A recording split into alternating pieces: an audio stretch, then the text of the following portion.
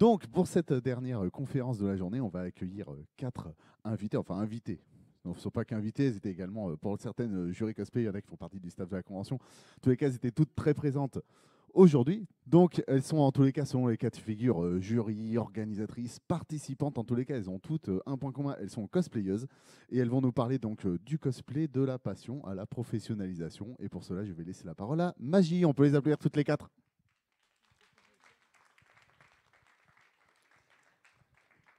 Donc, merci à tous d'être venus. Donc moi, je suis Madji, je suis cosplayeuse et je suis aussi membre de l'association Nijikai en tant que responsable cosplay. Et donc, on est ici parce que je me suis posé la question, en cosplay, on va développer beaucoup de compétences, que ce soit en couture, en maquillage, en coiffure. Et toutes ces compétences, comment est-ce qu'on peut les transformer en métier? Et donc pour ça, on a invité 3 cosplayeuses que je vais laisser se présenter, qui ont justement franchi le pas.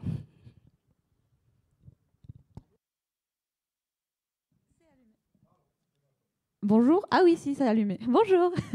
Alors, du coup, moi, je suis Camille. Je suis la présidente de l'entreprise Yumikunko / Kamen Crea. J'avais un café à Bastille pour aider les gens à fabriquer leur cosplay. Et ici, je suis là avec le studio photo pour tout le monde, pour les gens qui veulent faire des cosplays. Je suis aussi organisatrice de concours cosplay et jury. Je fais du cosplay depuis au moins plus de 15 ans, mais je ne vais pas en dire des détails. Ça me vieillit.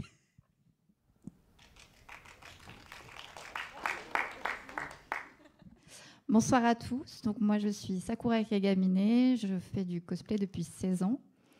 Je suis costumière de métier et j'ai été représentante Île-de-France à la Coupe de France de cosplay en 2021.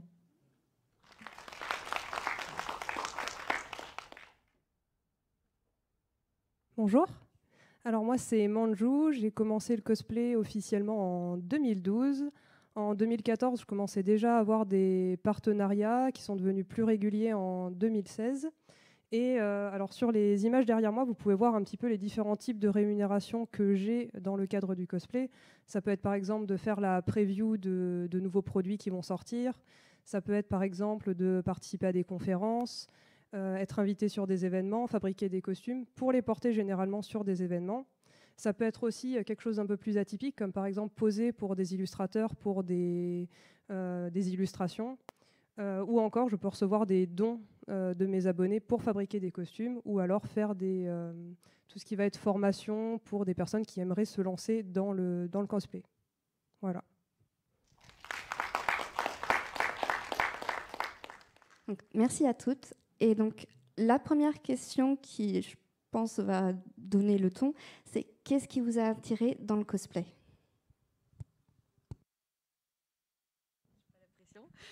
Alors, moi, ce qui m'a attirée, c'est j'ai commencé super petite et j'avais beaucoup de problèmes à l'école. J'avais aucune vie sociale en soi.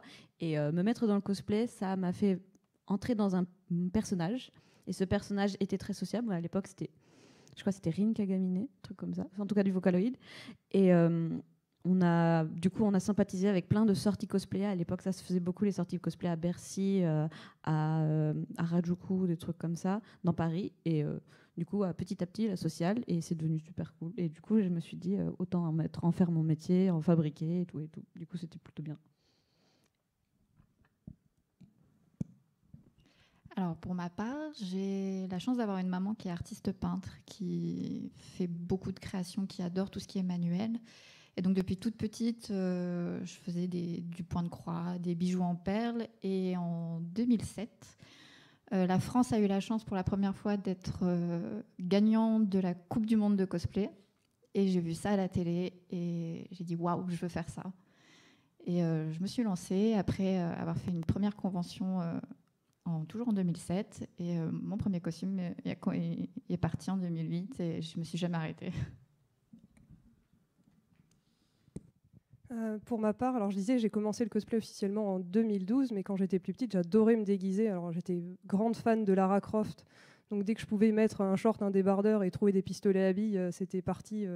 J'allais essayer de dézinguer des T-Rex. imaginaire. Et après, en fait, j'étais fan de tout ce qui était carnaval, Halloween. Je me disais, mais c'est fou, on se déguise et après, avec de parfaits inconnus dans la rue, on va déambuler, s'amuser, passer un bon moment.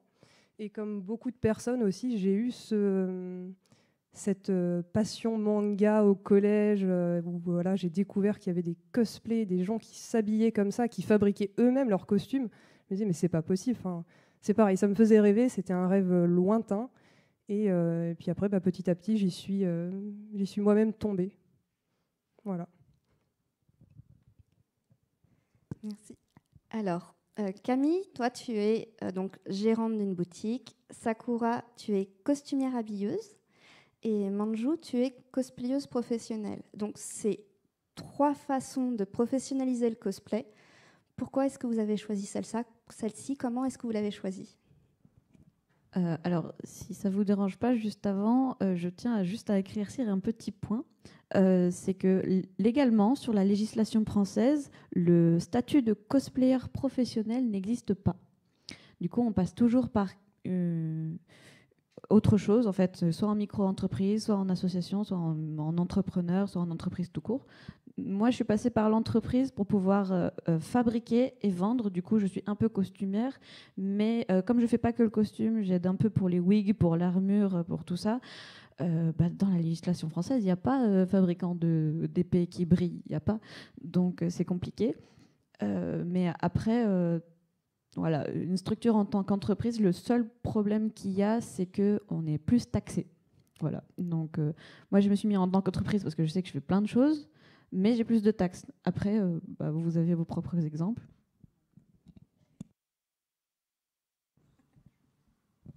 Alors, pourquoi j'ai choisi d'être costumière? En fait, c'est venu vraiment avec tout mon parcours scolaire et une passion pour le costume du cinéma où en fait, je suis fan du film Moulin Rouge, de toutes les comédies musicales avec des costumes à paillettes, des costumes sublimes ou même les films historiques. Et je me suis dit, je veux faire ça. Et j'ai du coup trouvé une formation en 2 ans, 3 ans facultatif où j'ai appris vraiment toutes les facettes du métier, que ce soit de la création de corsets, de jupons, de costumes de l'Antiquité jusqu'à l'époque contemporaine, donc l'époque actuelle, l'habillage, comment ça se passe sur un tournage, l'entretien des costumes, et ensuite ma 3e année facultative qui était surtout sur le costume en volume. Donc je vais faire un peu de publicité. Vendredi dernier, il y a eu la nouvelle saison de Masked Singer. Eh ben, je peux faire ça. Voilà. Alors pour ma part, en fait, j'ai eu de la chance d'avoir des partenariats assez tôt.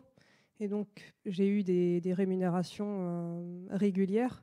Et je me suis dit, voilà, il me faut une structure qui me permette de toucher cet argent de façon légale.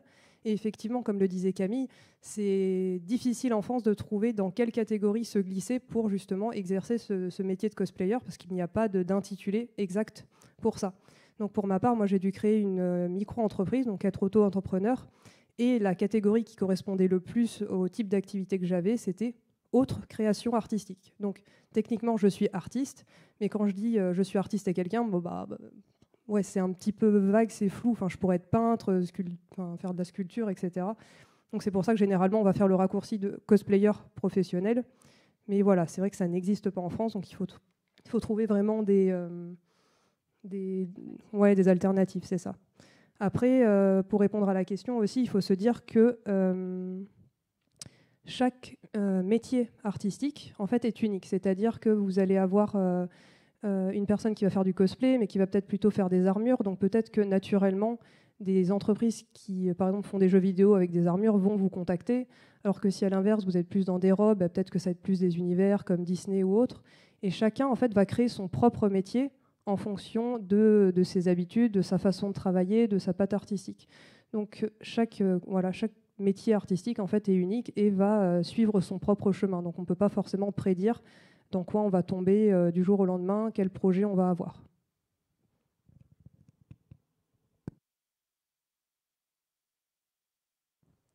Donc, vous avez commencé un peu à parler de la législation française. Et donc, au niveau des démarches, est-ce que c'est compliqué, au-delà de trouver comment se classifier? Est-ce que c'est très lourd ou est-ce que, voilà, en fonction voilà, de chacune de vos spécificités, comment ça s'est passé, les démarches? Alors, c'est un petit peu compliqué. En soi, créer une entreprise, ça se fait en une après-midi quand on a tous les papiers. Maintenant, créer une entreprise qui est prise au sérieux, ça veut dire avoir un capital. Je parle en tant qu'entreprise. Ça veut dire avoir un gros capital derrière pour que les gens avec qui on traite nous prennent au sérieux. Si tu arrives avec un capital, c'est le fonds de budget. Et si tu arrives avec une entreprise où ton capital, c'est 5 euros, bon, les gens font bon. Tu as 5 euros pour créer ton entreprise, tu te fiches un peu de nous quand même. Mais en soi, créer une entreprise en soi, dans les papiers, c'est pas très très compliqué, mais oui, chercher le code NAF, c'est le code d'identification du coup, à savoir ce qu'on fait, si on fait de l'immobilier ou de l'artisterie ou de la pâtisserie ou n'importe quoi, ça c'est complexe. Généralement, c'est une fois que tu as décrit ton activité, c'est l'État qui te le fournit. Mais moi, je sais que pendant 2 ans, j'ai été répertoriée comme agent immobilier, alors que je fais du cosplay. Ça n'a rien à voir. Donc après, il faut se battre un tout petit peu, il faut un petit peu harceler et taquiner les gens de la mairie et de palais de justice pour qu'ils viennent et que te disent « Ah oui, effectivement, tu es artiste. Ah oui, effectivement, tu fais de l'événementiel. Ah, mais tu peux pas être les deux en même temps. Il faut que tu choisisses. » Du coup, chez nous, on est événementiel, mais j'imagine que c'est un peu plus compliqué. Donc oui, faut faire l'effort des démarches. Donc si on a la phobie administrative, comme moi, on demande de l'aide. Moi, j'ai de la chance d'avoir un mari qui arrive à faire ça tranquillement. Mais voilà, c'est vraiment administratif de faire tout ça.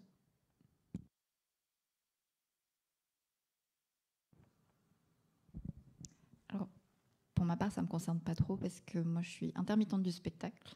Donc, si vous ne connaissez pas, donc c'est un statut où chaque année, on doit réaliser 507 heures de travail. On doit déclarer ensuite à France Travail pour justement avoir notre statut intermittent. Et tous les ans, on répète le même processus jusqu'à une date anniversaire. Et voilà. Alors pour ma part, moi j'ai un autre travail à côté que je ne voulais pas lâcher pour différentes raisons. Et la difficulté, c'était d'obtenir l'autorisation d'avoir un cumul d'activités. En plus de devoir justement trouver cette fameuse catégorie dans laquelle j'allais pouvoir me glisser pour pouvoir faire du cosplay. Donc c'était vraiment ça les 2 principales complications. En sachant que moi, quand j'ai demandé mon cumul d'activités, je n'obtenais pas de réponse. Donc je me disais, mince, ils ont perdu mon dossier, ça a peut-être été refusé. Et on m'a dit, non, si tu n'as pas de nouvelles, en fait, c'est que c'est bon. Donc j'attendais pendant des mois d'avoir des réponses. Mais en fait, on m'a dit, non, si tu n'as pas de réponse, c'est que c'est OK. Voilà. Donc ça s'est fait comme ça. Et après, il y a des déclarations à faire de façon régulière pour dire combien d'argent on a gagné. Et il y a un pourcentage, alors moi je crois que c'est 20%, qui sont prélevés des gains totaux en fait, de mon activité. Et donc, pour rebondir encore une fois sur ce que vous venez de dire, donc, est-ce que vous en avez fait donc, une activité à plein temps? Donc, Manju, tu viens de dire que non. Et est-ce qu'il y a des raisons particulières qui sont soit liées à... Enfin, je vais vous laisser vous présenter, vous l'expliquer. Alors, une activité à plein temps, c'est ça? C'est pourquoi on en a fait une activité à plein temps, c'est ça? Est-ce que vous avez pu en faire une activité à plein temps? Ah d'accord, ok, pardon. Alors oui, moi j'en ai fait une activité à plein temps, tout simplement parce que j'ai eu un cumul de commandes qui fait que je ne pouvais plus rien faire derrière. Et aussi, comme j'ai trouvé un café à Paris, on a dû avoir un loyer pour avoir ce local-là. Et ce local était extrêmement cher. Ça voulait dire qu'il fallait faire plus de commandes. Et plus de commandes, ça mangeait plus de temps. Et du coup, je ne peux pas avoir de travail à côté. Aussi, j'ai eu un problème au niveau scolaire, au niveau de mon bac. Et du coup, dans les papiers, je ne suis plus là. Techniquement, au papier, je n'ai pas de bac. Du coup, je ne pouvais pas avoir d'emploi qui demande un bac parce que dans les papiers, je ne les ai pas. Mais du coup, je me suis dit, quitte à de toute façon me trouver fermer la porte parce que à cause de papiers administratifs, autant combattre l'administratif par l'administratif, ouvrir ma société. Et voilà, du coup, c'est devenu mon métier à part entière.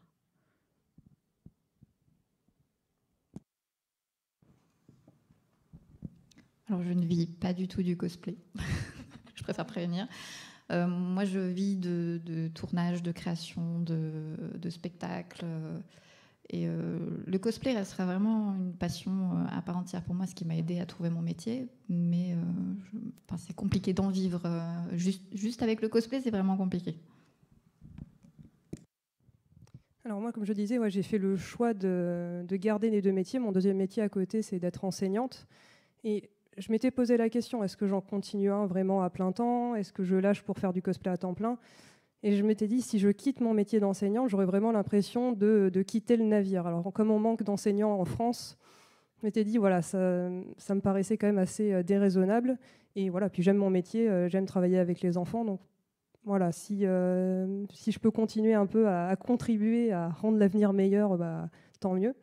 Et j'ai la chance aussi d'avoir des chefs dans mon établissement qui m'autorisent justement à faire mes activités de cosplay en parallèle et qui agencent mon emploi du temps en conséquence. Donc, c'est-à-dire que si je suis invitée en Angleterre ou peu importe l'endroit, ils vont s'arranger pour décaler mes heures de cours. Je vais rattraper un autre moment et au final, en fait, tout s'agence correctement. Alors, j'ai plus de week-end, j'ai plus de vacances, j'ai plus de grasse matinée, mais au moins, je peux faire les deux à temps plein.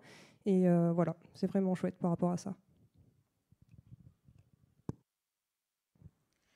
Merci. Donc, je vais revenir sur ma présentation du début. Donc, vous avez développé pas mal de compétences en tant que cosplayeuse. Lesquelles ont pu vous servir dans votre activité et quelles autres compétences avez-vous dû développer?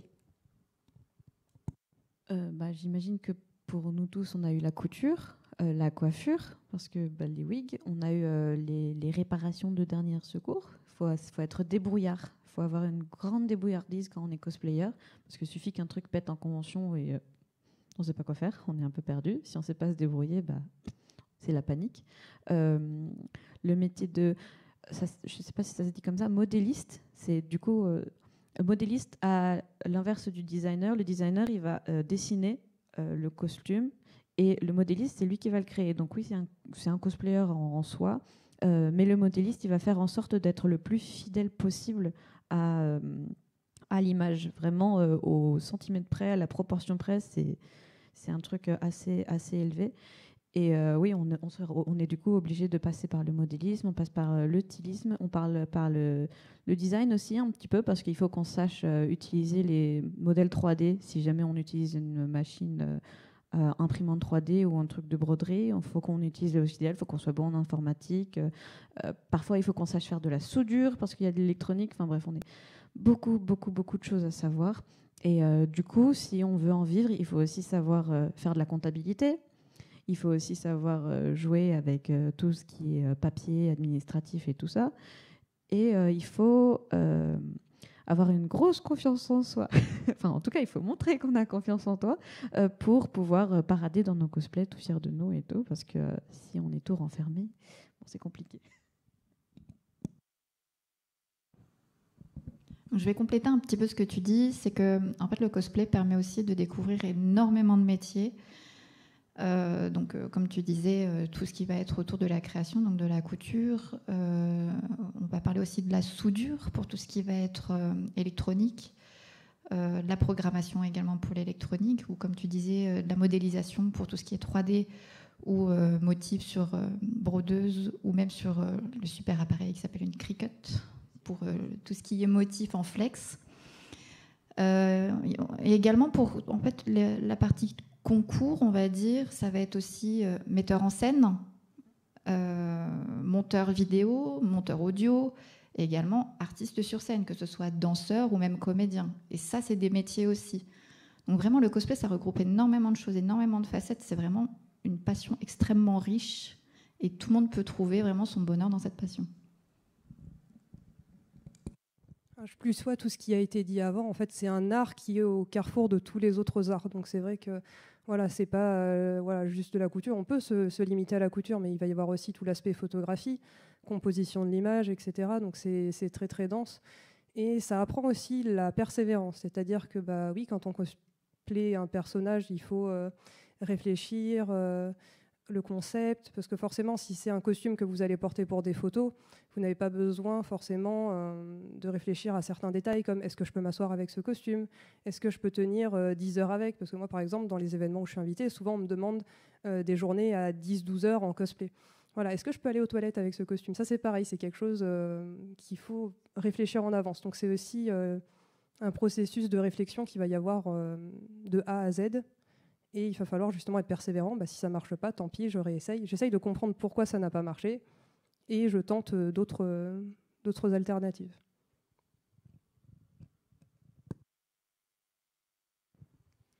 Ah, voilà. Alors, j'ai une question. Est-ce que vous avez dû faire face à des difficultés autres que l'administratif, ou est-ce qu'une fois qu'on maîtrise l'administratif, tout devient entre guillemets un peu plus simple?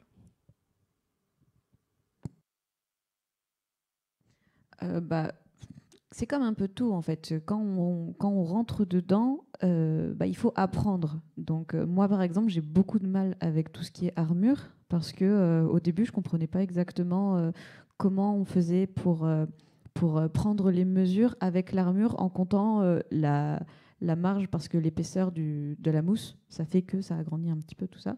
Je comprenais pas. Du coup, je faisais tout et ça m'allait pas. Donc pareil, il faut continuer, persévérer, comme disait Manjo. Il faut continuer, être patient, être affreusement patient. La cosplay, c'est de la patience. Du coup, il faut vraiment être à fond dedans. Donc, à part ça, les difficultés. Si parfois le jugement, ça se fait de moins en moins aujourd'hui, heureusement, parce que les mœurs ont changé. Mais je sais qu'à l'époque, si on était un tout petit peu, par exemple, trop petit pour un pour un personnage grand, ou trop rond pour un personnage super fin, alors que ce sont des mangas, on se faisait souvent railler. Et encore avant ça, se balader tout simplement en cosplay dans la rue, c'était vraiment pas bien vu. Et moi, je sais qu'un jour, je me suis baladée en Lolita un peu Pikachu, je me suis mangé des œufs. Les gens, ils m'ont lancé des œufs dessus. Pas très frais en plus, donc c'est compliqué. Heureusement, aujourd'hui, ça a changé. Il y a moins de body shaming, ça s'appelle aujourd'hui. Donc, voilà, faut juste... maintenant qu'on a toute une communauté et qu'on est tous un peu soudés entre nous, ça va un peu mieux, mais il faut quand même faire attention à ça.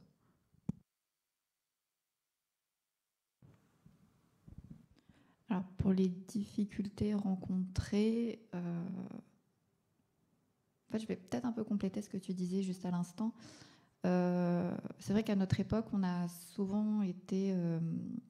on se cachait beaucoup parce que le cosplay, c'était pas du tout... Non, c'était pas dans les mœurs. On se cachait un peu. Déjà, juste dire qu'on lisait des mangas, c'était un peu bizarre. Et je vais revenir sur ce que tu disais par rapport au fait qu'on était beaucoup raillés, ou que même on peut avoir des remarques. Et en fait, on en a beaucoup moins en face à face, mais beaucoup sur les réseaux sociaux. Et donc là, je vais juste faire un message de protégez-vous. Et si jamais vous recevez des commentaires négatifs, ne le prenez pas pour vous. Je vais dire un gros mot, mais les gens sont cons et ils ne comprennent pas. Et vous êtes tous merveilleux. Et c'est juste ce qu'il faut se dire, en fait.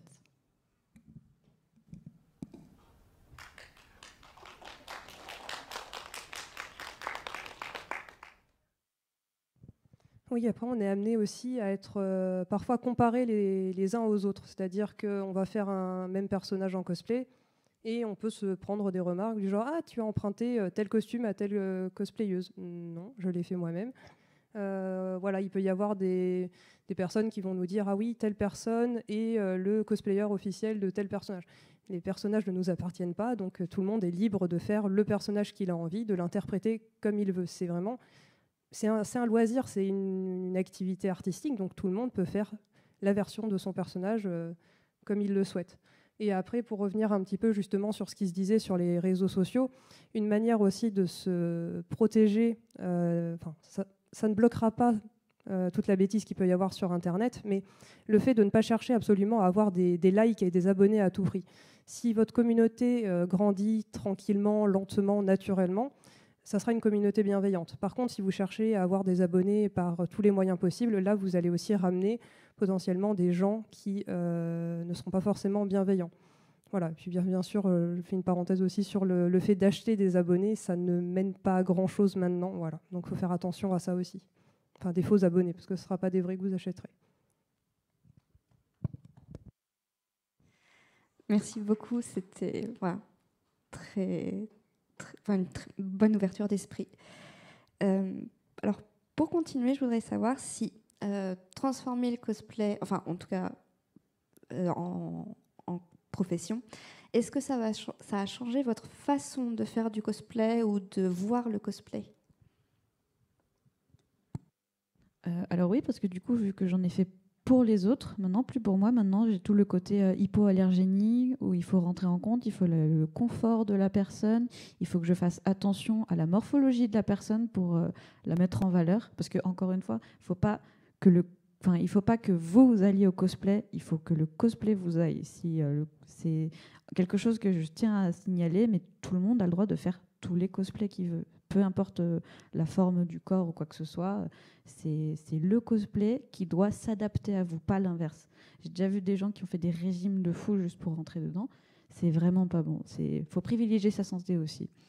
On s'est rendu compte que les gens avaient deux approches différentes, comme tu disais tout à l'heure, entre shooting photo, où il faut que ce soit absolument parfait, mais pas l'intérieur, c'est pas grave, parce que de toute façon, on voit pas l'intérieur, et se balader en convention, où il y a du mouvement, et où tout le monde voit absolument tout ce qu'il veut. Là, il y a vraiment deux aspects différents. C'est comme on en parlait il y a quelques jours, quand on veut faire une wig en casque, où il y a 4 tonnes de gel et tout, c'est très bien pour les shootings photos, parce que ça bouge pas, ou pour parfois les concours.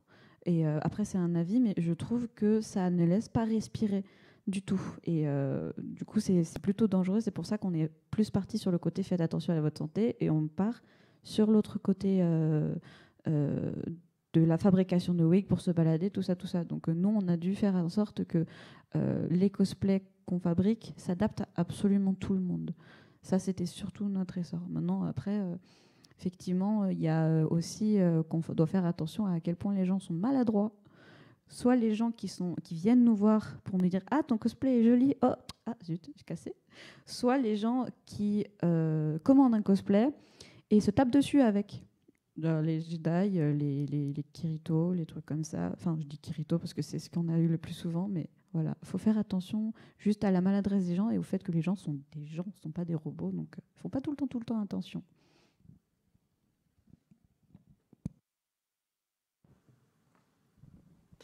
Alors, pour le fait que mon activité ait fait évoluer ma manière de faire du cosplay, c'est vrai. Quand je revois des photos avant ma formation en costume, mes finitions n'étaient pas propres, la manière de l'enfiler était un peu bizarre. Et en fait, le fait de voir comment on crée un costume, que ce soit même pour un spectacle vivant, pour du changement rapide, on voit en fait la manière, comme vous dites, hein, de comment créer un cosplay pour qu'il soit résistant, la manière de le mettre pour que ce soit le plus confortable possible, le plus propre. Et en fait, il y a toute cette manière de faire qui change totalement. Ce qui fait que beaucoup l'ont vu sur mes réseaux sociaux, où je suis passée à des choses beaucoup plus propres, beaucoup plus finies, beaucoup plus structurées. Et du coup, ça m'a énormément apporté. Pour ma part, c'était alors quelque chose d'un peu négatif, c'est-à-dire qu'à partir du moment où j'ai eu ce statut de pro, je considérais que mes réseaux sociaux étaient en fait ma vitrine. Et si j'avais envie de porter un costume que j'avais fait il y a longtemps, mais qui n'était pas très propre, je me disais, les gens vont peut-être dire des choses négatives sur moi parce que je porte quelque chose qui n'est pas à la hauteur de ce que je serais censé présenter. Non, on s'en fout. Normalement, on est censé porter ce qu'on veut, mais c'est vrai qu'à une période, il y avait beaucoup cette crainte et cette pseudo-obligation de se dire, tout ce que tu dois porter doit être nickel ou au moins d'un certain niveau, les photos doivent être très bien, etc., en sachant qu'en fonction des entreprises avec lesquelles vous allez travailler, certains surveillent vos réseaux sociaux, ce qui était le cas pour ma part d'entreprises américaines qui regardaient si mon contenu n'était pas trop, par exemple, dénudé, si je n'étais pas en train de passer mon temps à me plaindre sur les réseaux sociaux. C'est des choses sur lesquelles vos employeurs ou vos futurs employeurs peuvent être attentifs. Donc voilà, il y avait cette pression de se dire il faut toujours faire attention à ce qu'on poste parce que forcément, voilà, c'est public. Et voilà. Donc maintenant, oui, c'est vrai que moi, pour ma part, j'essaye vraiment de faire attention maintenant à ce que je poste mais je me mets moins la pression sur ce que je porte, on va dire.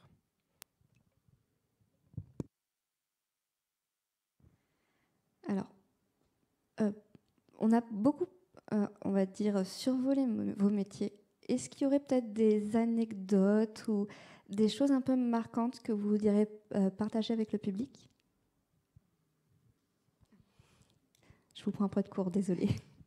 Moi, je peux raconter les premiers partenariats que j'avais, c'était donc avec les premiers, c'était pas les premiers, mais le premier et le partenaire principal que j'ai eu, c'était pour le jeu de cartes Magic.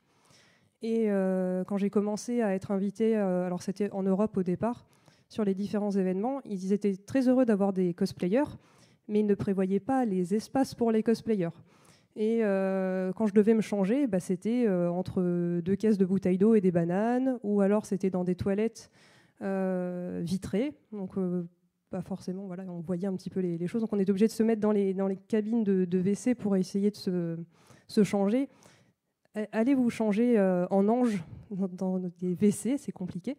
Et des fois, j'avais besoin d'un assistant pour m'aider à enfiler les tenues. Donc il fallait que l'assistant rentre dans les toilettes pour femmes, ou qu'on essaye de trouver un autre endroit, mais ce n'était pas possible. Et c'est arrivé aussi à certains moments que je sorte de ces fameuses toilettes pour qu'on m'aide à lasser la sorte de corset que j'avais dans le dos.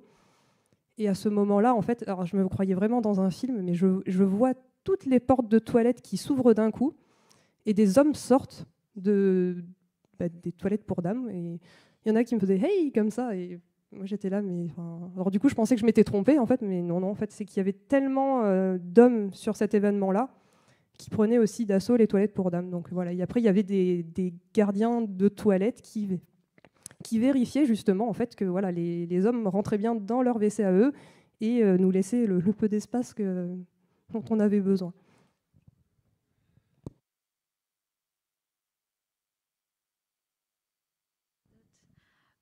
Je ne sais pas si ça peut compter comme un événement marquant, mais il y a quelques années, on faisait beaucoup d'événements avec le Grand Rex et d'autres cinémas, et on leur donnait la possibilité d'engager des cosplayers, et j'ai bien dit engagés, c'est-à-dire rémunérés, pour les sorties de films genre Dragon Ball ou Naruto ou One Piece ou Fairy Tail ou n'importe quoi. Et pour ces grands films-là, du coup, ils nous demandaient de sélectionner quelques cosplayers, de les faire venir, et les cosplayers étaient rémunérés. Et c'était offert aussi la place de cinéma, le popcorn et tout ça. Mais c'est surtout la rémunération. Une fois que ça s'est dit, le problème, c'est qu'il y a eu d'autres groupes, je pense que ce sont des jeunes, qui sont venus dans différents cinémas et qui ont proposé ça de manière gratuite. En échange de popcorn. Du coup, cinéma pas bête, hein, grosse économie. Du coup, ils ont préféré prendre les petits enfants cosplayers, enfin enfants, ils étaient majeurs, mais les jeunes cosplayers qui ne savaient pas encore ce qui se cachait derrière. Et du coup, maintenant, il y a beaucoup de cinémas qui ont beaucoup de mal à engager, et à engager des frais surtout, pour leurs animations. Du coup, moi, mon but premier dans ma vie, c'est de faire du cosplay un métier à part entière. C'est-à-dire de faire en sorte que les entreprises toutes les entreprises, tout le monde qui utilise l'image d'un cosplayer rémunère le cosplayer à sa juste valeur. Mais du coup, ce genre de petites choses, ça arrive très fréquemment. Du coup, ça met des bâtons dans mes roues. Du coup, c'est un petit peu embêtant. Moi, je fais toujours en sorte que les cosplayers soient rémunérés au moins à la moitié du SMIC. Ça peut arriver que ce soit un tout petit peu moins quand c'est des petites associations ou des comment ça s'appelle, des associations de jeunes de quartier ou trucs comme ça qui n'ont pas beaucoup de sous. Et il y a d'autres cosplayers qui veulent bien venir de manière bénévole. Mais moi, mon entreprise, je rémunère toujours mes cosplayers. Tout le monde peut venir en tant que cosplayer, hein, je fais toujours des appels, mais voilà. Mon anecdote, c'est vraiment pas un point qui est arrivé une fois dans le temps. Ça arrive très, très, très fréquemment. Donc, après, j'ai pas d'autres trucs. C'est intéressant parce que ça montre à quel point c'est difficile de légitimiser, entre guillemets, le cosplay comme métier, comme activité.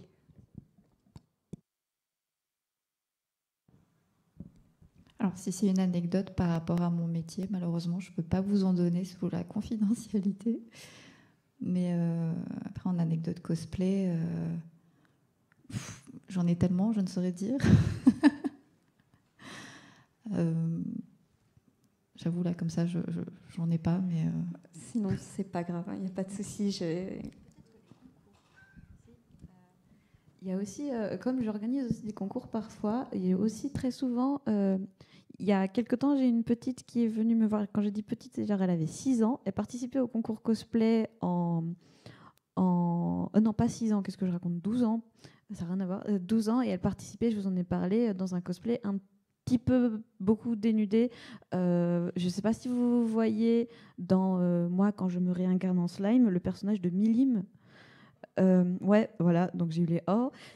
Pour ceux qui ne savent pas, Milim, c'est grosso modo des manches, un O et un string.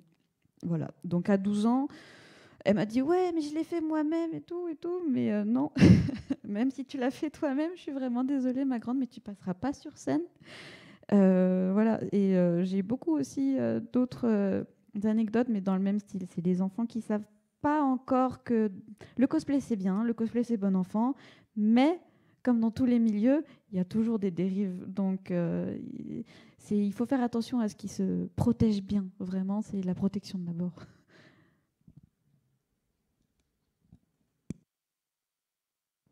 Donc, vous avez dispersé tout au long de la discussion plein de petites perles de sagesse. Et donc, au final, qu'est-ce que vous diriez à quelqu'un qui veut faire sa passion son métier, que ce soit le cosplay ou n'importe quelle autre passion? Alors déjà, d'être sûr que c'est bien une vraie passion et pas juste un coup de tête du moment. Je vois beaucoup alors c'est surtout des jeunes qui se disent j'ai envie de me lancer dans le cosplay parce que c'est valorisant, les gens vont m'aimer, je vais être beau ou belle en permanence. Il faut se dire que quand on se lance dans une carrière artistique, ça demande 2 à 3 fois plus de travail qu'une carrière classique. C'est-à-dire que si par exemple vous tombez malade, bah, vous devez quand même travailler, vous levez le matin, etc. Et vous devez gérer votre emploi du temps vous-même. Ça demande beaucoup, beaucoup d'autodiscipline. Et voilà, c'est quelque chose sur lequel il faut être lucide. Faire ce genre de métier, c'est vraiment énormément de travail. C'est-à-dire que effectivement, vous devez faire le job de plusieurs personnes à la fois. C'est-à-dire que vous devez faire votre comptabilité, vous devez faire votre communication, vous devez apprendre aussi la communication parce que être compétent et talentueux, on va dire, enfin travailler dans un domaine, c'est une chose, mais savoir se vendre, savoir parler avec ses clients, ses prestataires, c'est pareil, c'est autre chose. Et donc c'est pour ça, c'est pas juste je vais faire de la couture ou je vais faire des armures, mais il faut se professionnaliser. Et ça, c'est pareil, ça prend du temps aussi. Oui, si je peux rebondir là-dessus aussi, quand on veut se professionnaliser dans le cosplay, il faut pas se dire tout de suite « Ah, je vais avoir plein d'argent ». Non. Le cosplay, c'est quelque chose qui est très... financièrement, c'est vraiment très instable. Parfois, on peut avoir la chance de faire des grosses commandes, de grosses armures, mais la plupart du temps, il faut se rendre à l'évidence que les cosplayers qui passent des commandes n'ont pas forcément tout le temps les moyens. Et ça veut dire que nous, en tant qu'entreprise, on n'a pas tout le temps une rentrée d'argent. Le cosplay en lui-même, c'est pas ultra lucratif comme passion. C'est très bien, si on peut essayer d'en vivre, c'est très bien, mais il ne faut pas se dire que ça va faire tomber des milliers d'euros là, maintenant, tout de suite. Non. Le cosplay, c'est cher à fabriquer, mais c'est pas, malheureusement, pas cher à vendre, dans le sens où ça sera toujours plus cher que AliExpress ou d'autres sites en industriel, parce que nous, on le fait main, donc c'est made in France maintenant, mais ça reste quand même... on ne peut pas se permettre de vendre ça à un prix très élevé parce qu'on n'aura tout simplement pas de clients. Donc, pas très, très rentable en soi.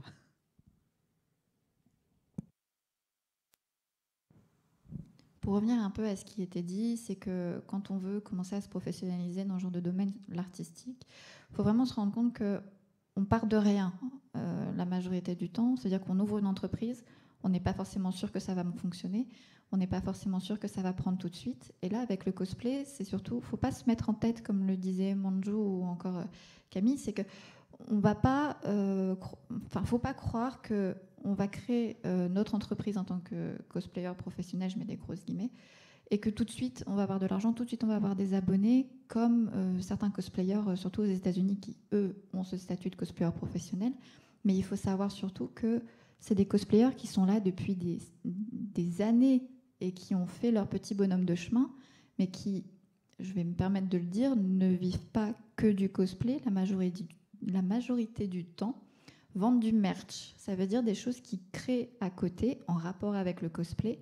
Je vais prendre l'exemple de Yaya Anne, qui pendant longtemps vendait des accessoires pour les cosplays de My Little Pony, et à côté, une collaboration avec McCall, qui est une marque de patrons, où elle vendait des patrons spécifiques pour le cosplay.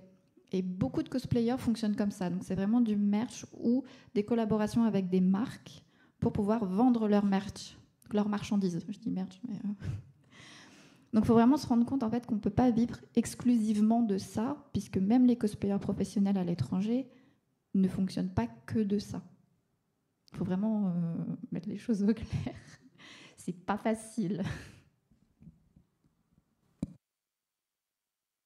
Oui, je rebondis sur ça. En fait, voilà, il ne faut pas s'attendre à un succès immédiat et il faut, encore une fois, je reviens sur les réseaux sociaux, mais se dire que vous avez aussi beaucoup d'artistes sur Internet où vous dites « Ah, mais je sais pas, il a 70 000, 1 million d'abonnés, etc. » Juste regarder un petit peu, analyser un petit peu les données, essayer de voir le ratio. Est-ce que c'est cohérent? Et vous allez voir qu'il y en a beaucoup qui se donnent des fois ouais, des fois, vous avez l'impression en fait, qu'ils sont très connus, voilà. Mais en fait, non, c'est juste qu'ils ont des faux abonnés. Et du coup, le fait qu'ils aient ces faux abonnés, on va penser qu'ils sont célèbres, qu'ils sont invités. Et peut-être que ça va marcher, peut-être que des organisateurs vont les inviter, mais ça va être assez creux. Donc, il faut faire attention à ça aussi. Ne vous laissez pas avoir par les chiffres qui sont très facilement truqués et trucables, on va dire, sur Internet. Il faut construire en fait sa carrière, il faut construire en fait ce qu'on fait et d'abord le faire pour le plaisir avant d'après songer à se professionnaliser.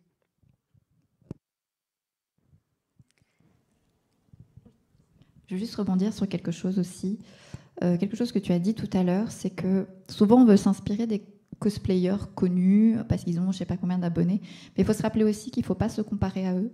Il ne faut pas essayer absolument de leur ressembler parce que chaque personne est unique, chaque personne a sa manière de travailler et peut-être que vous allez d'une autre manière que votre cosplayer favori, super connu, d'une autre manière vous allez réussir à avoir une petite notoriété dans le monde du cosplay, mais pas forcément suivant le même chemin que ce cosplayer. Il faut se dire ça, c'est chacun est unique, on ne se compare pas aux autres puisque chacun a une histoire différente et ça c'est important. Si je peux me permettre de donner un autre conseil, privilégiez votre santé à tout le reste. Parce que, encore une fois, pour parler du casque Wig, c'est vraiment quelque chose, moi, qui me choque parce que c'est pas la première fois que je vois des jeunes gens se balader avec et finir par tomber dans les pommes parce que ça compresse la tête, parce que ça laisse pas se respirer. Ou pareil, des personnes qui mettent un corset trop serré pour essayer de faire une forme ou qui mettent trop de trucs ou qui ont trop chaud, mais qui continuent pour faire le plus longtemps possible. Préservez votre santé. La santé, c'est vraiment ce qui va vous faire avancer. Si vous n'avez pas la santé, vous n'avez pas le moral, vous n'allez rien faire après. Voilà. Merci beaucoup. Est-ce que vous auriez une dernière chose que vous souhaitez dire avant de passer aux questions du public ?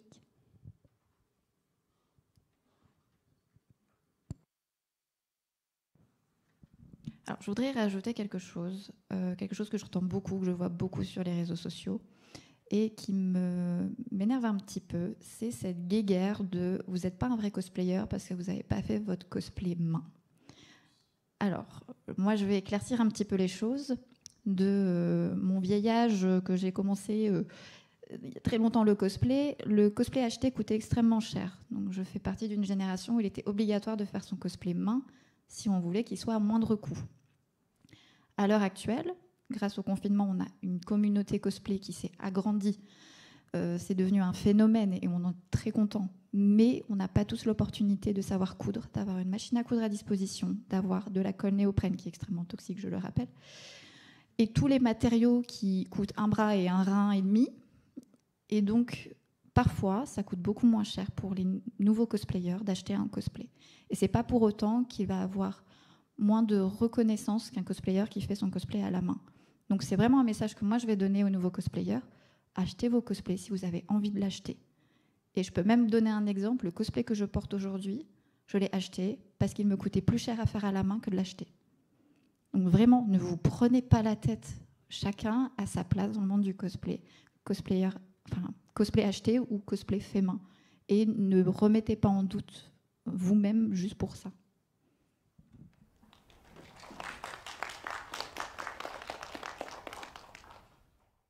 Il faut se dire pourquoi on fait du cosplay. À la base, c'est pour s'amuser, c'est pour incarner un personnage qui nous fait plaisir. On est juste des gens qui changeons d'apparence le temps d'une journée pour passer un bon moment. Donc à partir de là, il ne devrait pas y avoir de drama, il ne devrait pas y avoir de problème. Il ne faudrait pas se prendre la tête justement pour ce genre de choses. Comme on le disait, le cosplay, c'est une activité artistique. Et si on n'est pas très couture, si on n'a pas envie, on n'est pas très manuel, on peut peut-être faire le maquillage, on peut se concentrer sur l'acting, incarner le personnage. Donc il n'y a pas de nécessité à être justement un fin technicien ou quoi que ce soit. Il faut vraiment le faire pour soi et pas pour les autres. Si ça plaît aux autres, tant mieux. Mais voilà, il faut vraiment d'abord penser à soi. Et je vois aussi, pareil, beaucoup de jeunes cosplayers, et des moins jeunes aussi, qui se disent il faut que je surfe sur les dernières tendances. Là, c'est tel animé qui est populaire, donc du coup, il faut que je fasse un personnage comme ça. Comme ça, les gens, ils vont m'aimer, ils vont me reconnaître. Mais oui, c'est bien, vous n'allez peut-être pas forcément avoir cette même relation, ce même affect avec votre costume. Alors que si c'est un personnage qui vous a fait rêver pendant des années, s'il vous a apporté quelque chose, quand vous allez le porter, peut-être que les gens ne vont pas le reconnaître, mais au moins vous serez fier de l'avoir porté et il aura une vraie valeur. Donc il faut faire attention à ça aussi et ne pas se laisser emporter par les modes qui sont de plus en plus éphémères.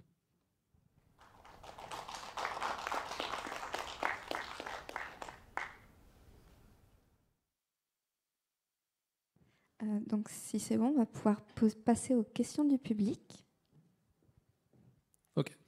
Ok, bonsoir à tous.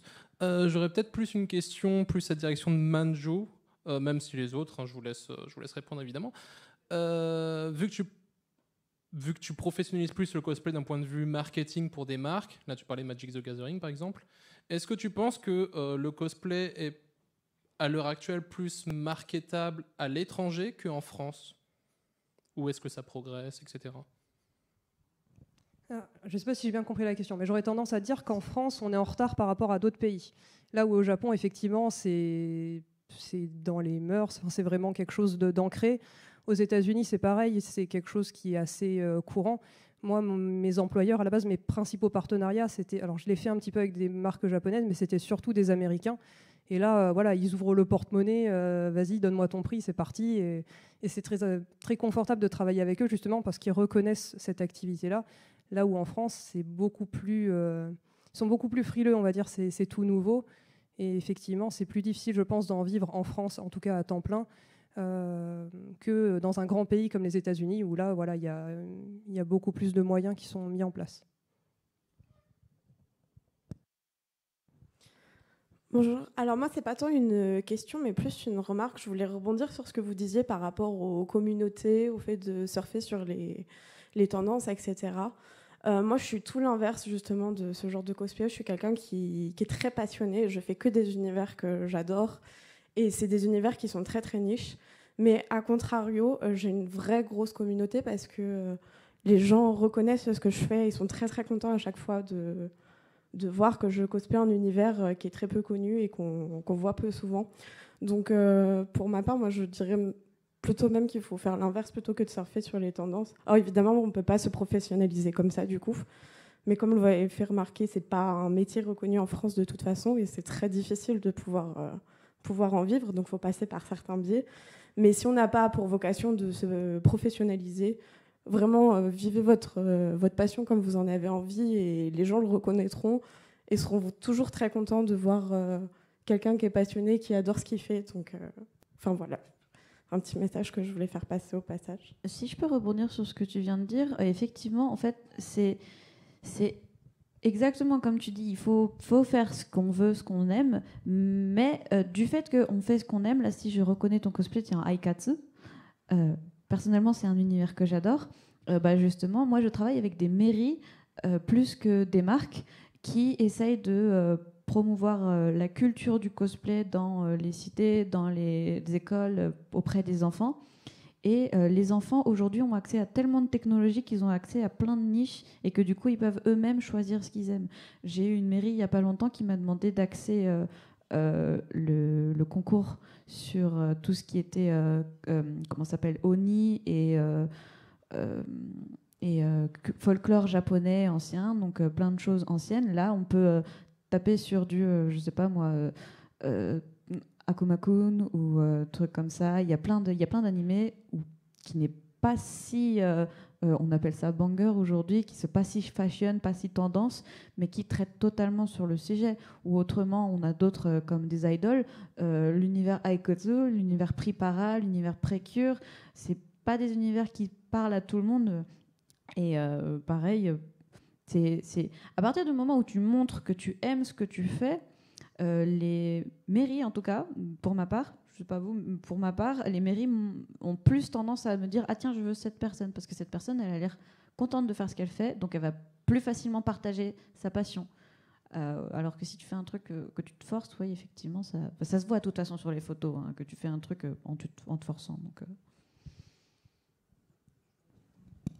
Moi, je veux revenir aussi là-dessus, c'est qu'on a des cosplayers qui ont toujours tendance à vouloir faire le truc le plus connu possible pour être reconnu en convention. Mais je crois que la meilleure récompense, c'est de faire un personnage qu'on adore, un manga de niche, et qu'il y ait 2 personnes sur toute une convention qui viennent te voir pour te dire « J'adore ton cosplay de tel manga ». Et juste ça, c'est se dire que c'est peut-être un animé ou un manga que personne connaît, mais il y a 2 personnes qui ont reconnu. Et ça, c'est la plus grosse fierté qu'on peut avoir. Je suis tout à fait d'accord. Et justement, en fait, c'est pareil, quand on va faire un cosplay d'un univers qu'on aime, comme je le disais, en fait, nos réseaux sociaux ou tout ce qu'on va montrer, ça va être un peu notre vitrine. Donc les gens vont vouloir nous contacter pour ça.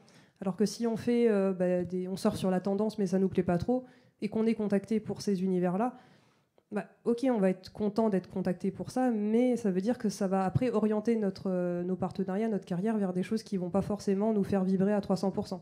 Et quand vous devez passer plusieurs centaines d'heures sur un costume, vous avez intérêt à aimer le personnage, l'univers, parce que des fois, juste le design, c'est pas forcément toujours suffisant. Donc c'est pour ça que c'est vraiment bien de rester vraiment dans ce qu'on aime. Et d'autres cosplayers très connus diront que voilà, c'est effectivement bien de rester dans sa niche, on va dire, ça fait très chien comme ça, de rester vraiment dans son univers.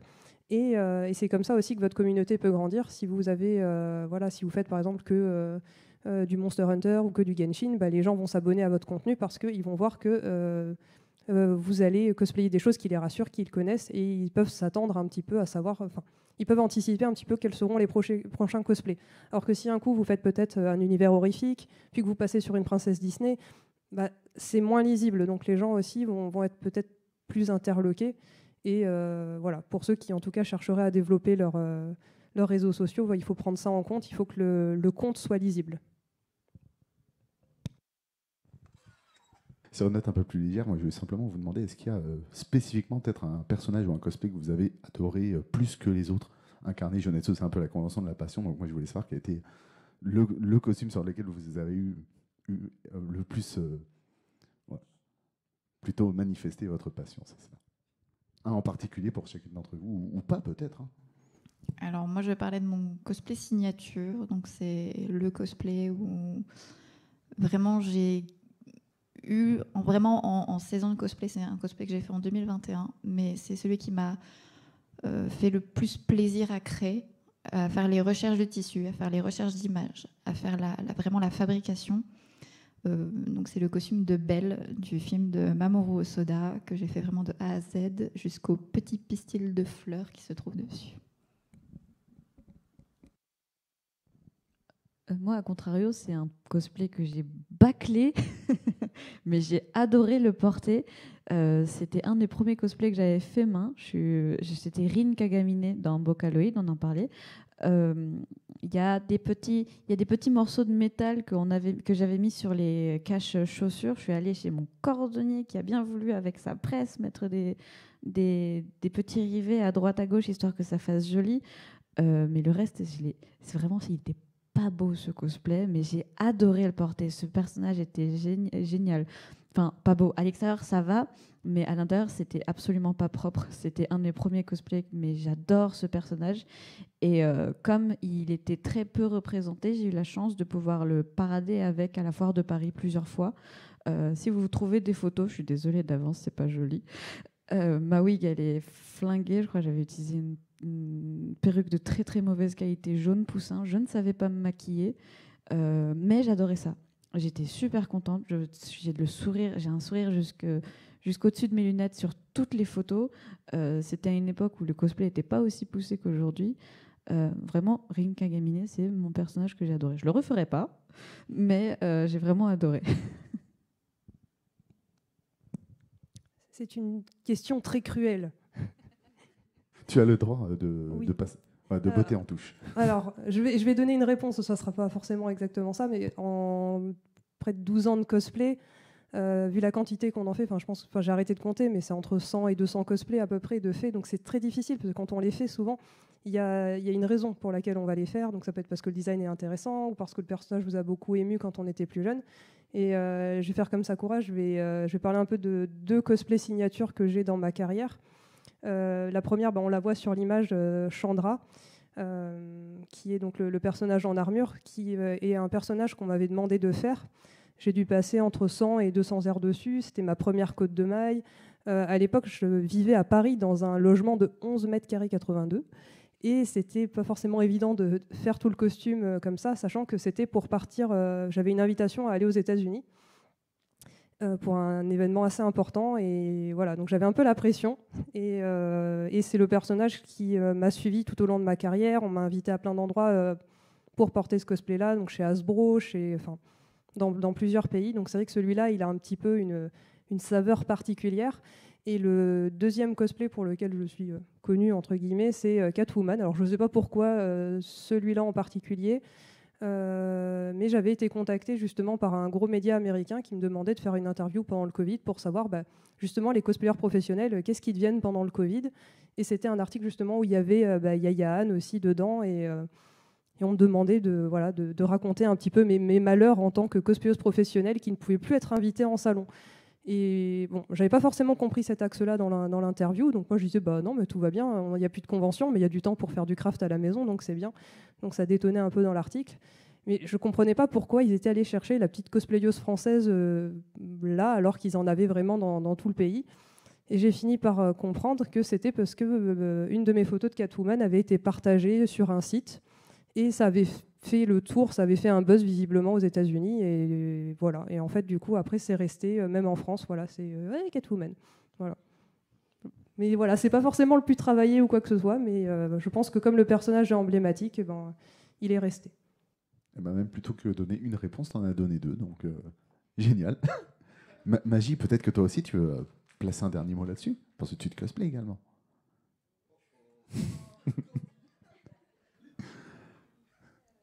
C'est bon. C'est compliqué. En fait, j'en pense à un qui me revient tout de suite. Alors, le personnage s'appelle Lamia, qui vient du manga Makayoji. C'est un de mes mangas préférés. Et voilà, j'avais pris beaucoup de temps parce qu'en fait, elle avait une jupe avec un tissu avec des... En fait, il y avait des lignes qui créaient un quadrillage avec des points au centre. J'avais cherché pendant des mois et des mois un tissu qui ressemblait. J'ai pas trouvé. Et du coup, en fait, j'ai fini par prendre un tissu de base de la bonne couleur et de peindre manuellement toutes les lignes et de coudre manuellement des sequins au centre de chaque losange. Et donc, ouais, j'avais passé beaucoup de temps. Très peu de personnes m'ont reconnue, mais moi, je me suis beaucoup amusée et je m'aimais beaucoup dans ce cosplay. Donc, voilà, c'est celui qui me vient à l'esprit. Et ce sera du coup, je pense, le mot de la fin. Donc, on peut remercier une nouvelle fois nos intervenantes pour cette convention, la dernière de Jonetsu 666, convention cosplay, une fois n'est pas coutume. Mais merci énormément pour nous avoir partagé vos expériences mutuelles et personnelles. Et j'espère qu'on vous retrouvera, et vous bien sûr, et le public, pour Jonetsu 7, dont le titre n'est pas encore annoncé, mais ce sera évidemment l'an prochain. Sans doute, je ne vais rien dire, mais bon. Sans doute à la Gorène et aux colonnes à Bourg-la-Reine, comme il est de coutume.